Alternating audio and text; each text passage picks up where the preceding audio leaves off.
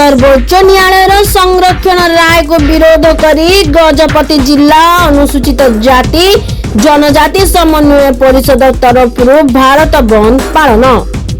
देशर सर्वोच्च न्यायालय संरक्षण राय को विरोध करी अनुसूचित जाति जनजाति समन्वय परिषद तरफ गजपति जिले में बंद पालन करा जायछि।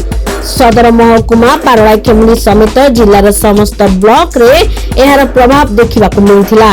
सकाळ 6 घंटारू गजपति जिला अनुसूचित जाति जनजाति समन्वय परिषदर सदस्य माने पारलाखेमुंडी सहरर पुराना कोर्ट छक आंध्र प्रदेश को संजोग करुवा महेंद्र तनया ब्रिज व फॉरेस्ट गेट ठारे रास्ता को अवरोध करथिले।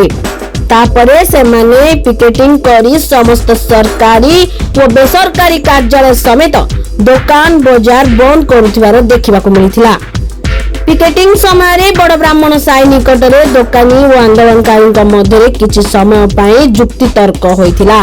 एपरिकी जिलापाल विजय कुमार दासंकर चैम्बर रे पसी आंदोलनकारी माने कार्यालय बंद करने को अनुरोध करथिले। केवल जरूरी कालीन जानवाहन व्यतीत अन्य कौन समस्त गाड़ी को छाड़ी नथिले। आईन श्रृंखला परिस्थिति उपजिबार संभावना को दृष्टि रखी सहर रे विभिन्न छकरे व्यापक पुलिस मुतयन होइथिला।